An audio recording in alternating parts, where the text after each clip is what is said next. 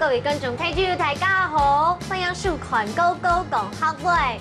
又到嚟民主外來教大家做料理嘅時間咧，外來做乜計呢？外來做呢嘅客家人嘅時本時炒地圖，大家最好嘅小炒。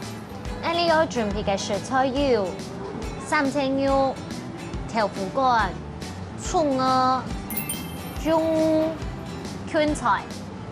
在这个我们把它煸香的时候呢，我放了这个很重要的，也是小虾米、蒜头米跟辣椒，让它提味。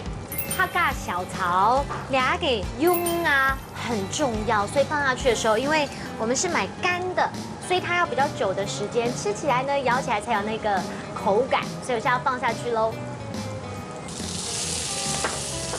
其实啊，可能各位观众朋友不是客家人的话，也常常吃到这个客家小炒。很多人都会觉得说，哎，客家小炒吃起来特别重口味。但为什么会这么重口味呢？是因为以前呢、在农村生活当中，大家流很多汗，所以吃的比较咸一点。当然了，现在大家没有这样下田去做农事。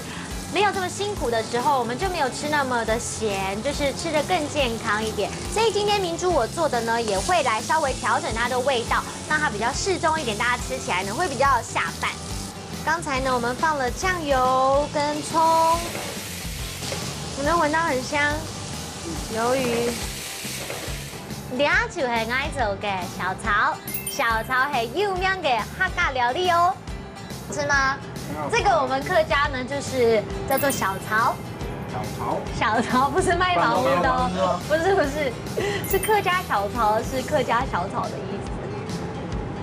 这个客家小炒真的是客家的经典料理，你一定要尝试看看。在这边，我们来复习一下今天学到的新单字哦。第一个看到就是客家小炒，小炒，小炒。第二个就是鱿魚。 庸，第三个就是客家小炒是有名的客家料理，小炒係有名嘅客家料理，小炒係有名嘅客家料理。